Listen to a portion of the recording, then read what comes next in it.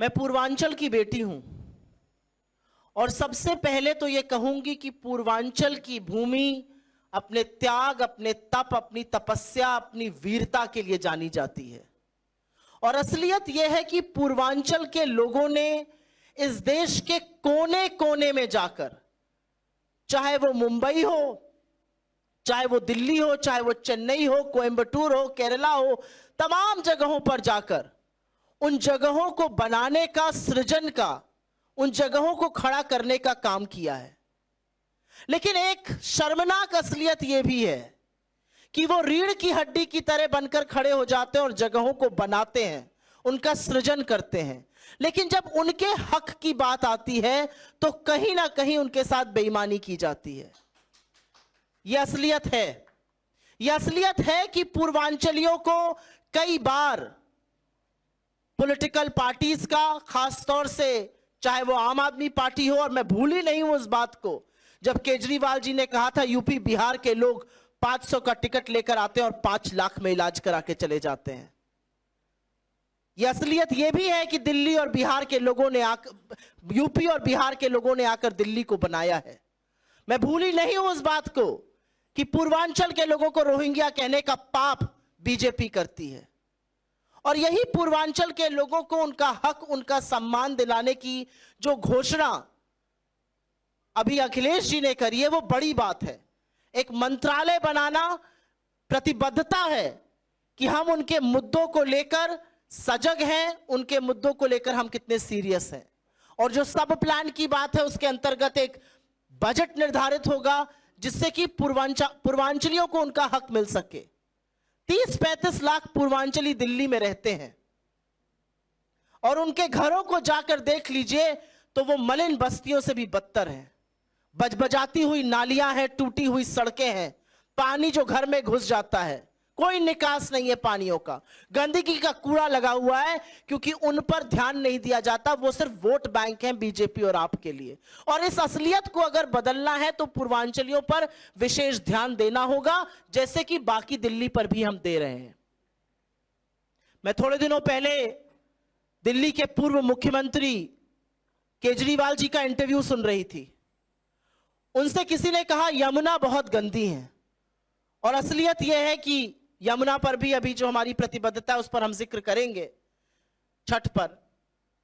उन्होंने कहा यमुना गंदी इसलिए है क्योंकि जो लोग बस्ती में रहते हैं और अधिकांश उसमें से पूर्वांचली हैं, उनकी नालियों का पानी वहां आता है।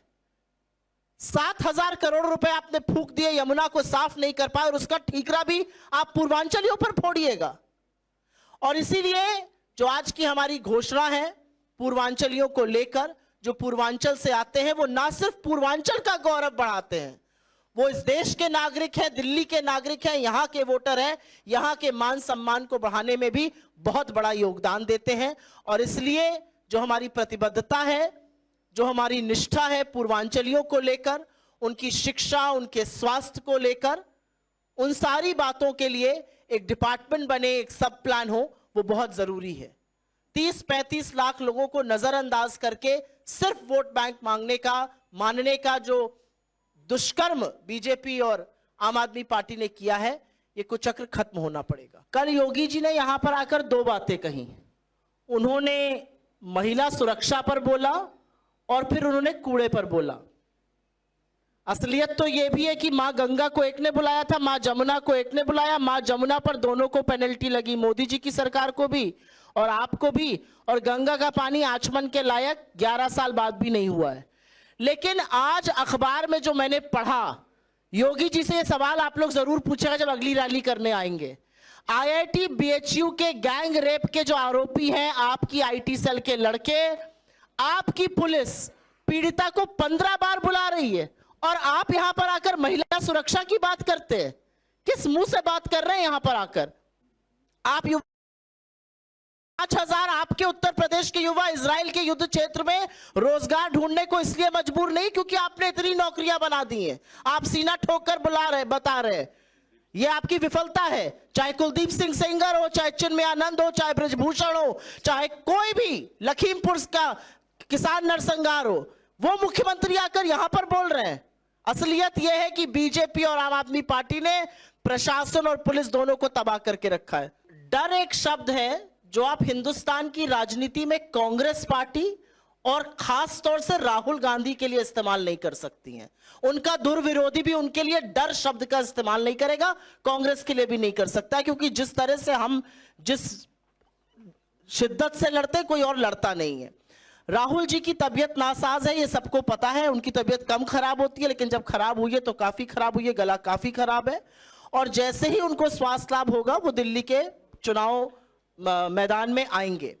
प्रियंका जी और खरगे जी, ये बात अभी मैंने थोड़ी देर पहले एआईसीसी में भी कही थी, हमारे बिल्कुल शीर्ष नेतृत्व है और उनको हम एक जो कहते हैं ना आप गन पाउडर कहां पे कैसे इस्तेमाल करेंगे वो थोड़ा रणनीतिक तौर पे किया जाता है।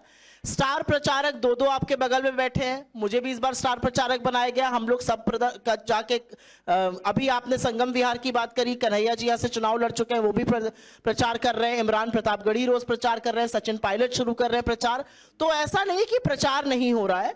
मेरा अपना मानना है बीजेपी के मूर्खतापूर्ण चीजों का मैं जवाब नहीं दूंगी, लेकिन हाँ इस बात से हम लोग सब व्यथित है कि राहुल जी की तबीयत ठीक नहीं है और वो प्रचार नहीं कर पा रहे। लेकिन जो मुद्दा कल 10 दिन बाद बीजेपी ने छुआ, वो अपने प्रचार के पहले दिन राहुल गांधी ने कूड़े का मुद्दा, दिल्ली को पेरिस बनाने वाला वादा याद दिलाया था केजरीवाल जी को, जिससे वो थोड़े बिफर गए थे और लिस्ट बनाने लगे थे कि कैसे कौन उनको गालियां दे रहा है।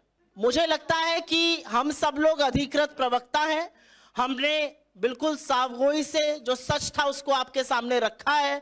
राहुल गांधी जी की तबीयत को लेकर अब आप लोग अटकलें लगाएंगे कि क्या वो नाराज। Welcome to K-Mall, a premium project by Kaleen Group. K-Mall is in the heart of Kolkata's electronic, garment and lifestyle hub, Khidirpur. K-Mall, which is designed as a world-class mall, is the outcome of endless effort of our experts, combined with modern superb techniques and new age design. Book now